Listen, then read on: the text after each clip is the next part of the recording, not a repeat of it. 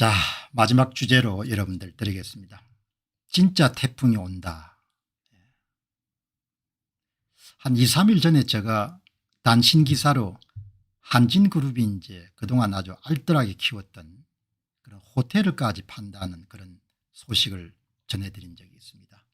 그거를 내가 보고 지금 뭐 아무래도 일반인들보다도 가장 위기 징후를 빨리 포착할 수 있는 그런 사람들이 대기업이죠.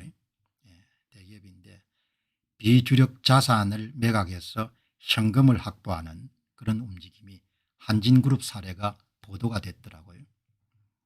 외환위기 때도 이런 보시게 되면은 선제적 구조조정을 했던 그런 기업들은 다 살아남았지 않습니까?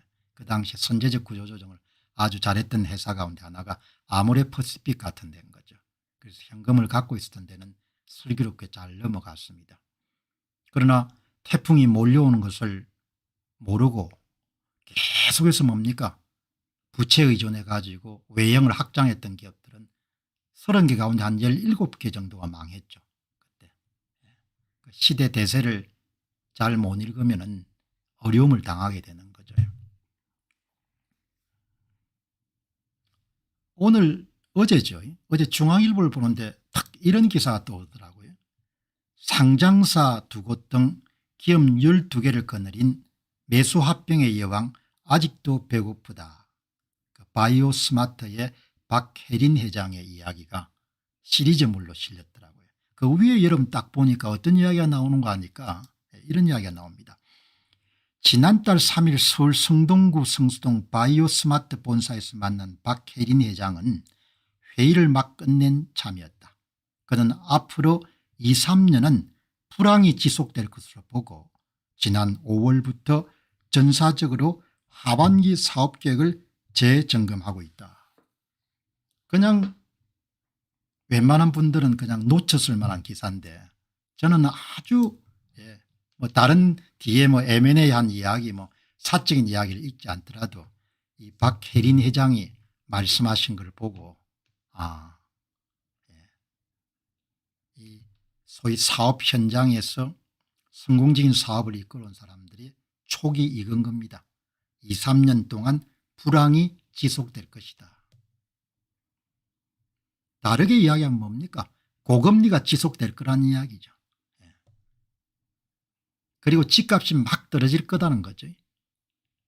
그리고 금리 부담을 못 이겨 가지고 자산을 헐값에 매각하지 않을 수 없게끔 내몰리는 사람들이 많아질 것이다.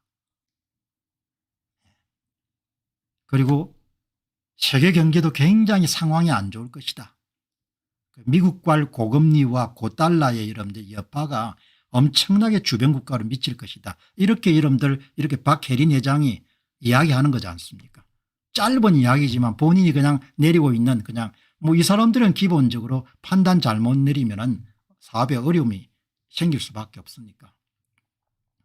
근데 오늘 또 여러분 기사를 보니까 오늘은 한진그룹을 넘어가지고 긴축 태풍에 대비 기업들 경쟁적으로 자산과 지분을 팔아서 현금을 확보하기 시작했다. 금리 인상으로 금융비중이 급증하고 유동성 확보에 총력을 기울였다. 현찰을 갖고 있어야 어려움을 겪어 나갈 수 있을 거 아닙니까?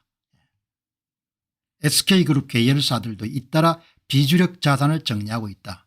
뭐 이거는 그룹 수뇌부에서 앞으로 상당 기간 동안 어려워지겠다. 현금 확보해야 된다.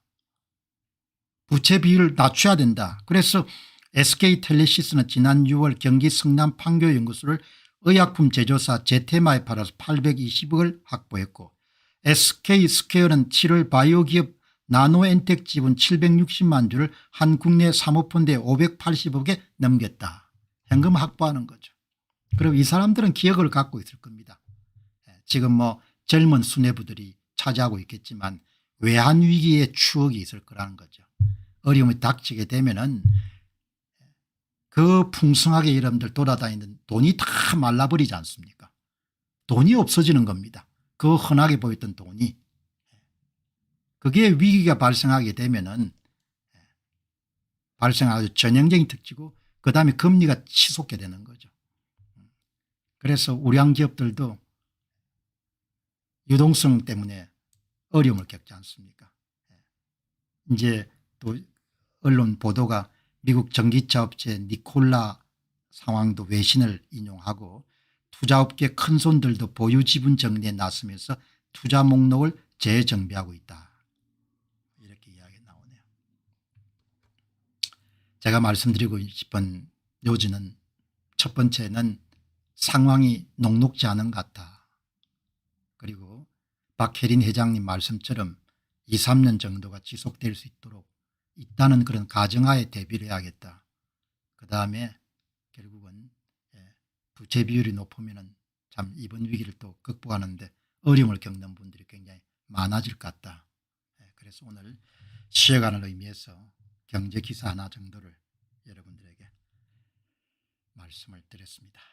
자, 좀 경쾌하게 모든 걸 시작해야 되는데 중간에 가다 보면은 또 나라 걱정이나 이런 것 때문에 조금 이렇게 심각해지는데 그럼에도 불구하고 여러분 추석 긴 연휴에 아주 좋은 시간 그렇게 가지시기 바랍니다. 여러분들께 기독교로 보는 세계 역사란 책을 소개합니다. 세계 역사의 인물과 사건을 통해 드러난 문명, 종교, 철학 그리고 예술과 사상을 예리한 통찰력과 분석과 전망으로 독자를 한없는 상상의 세계로 초대합니다.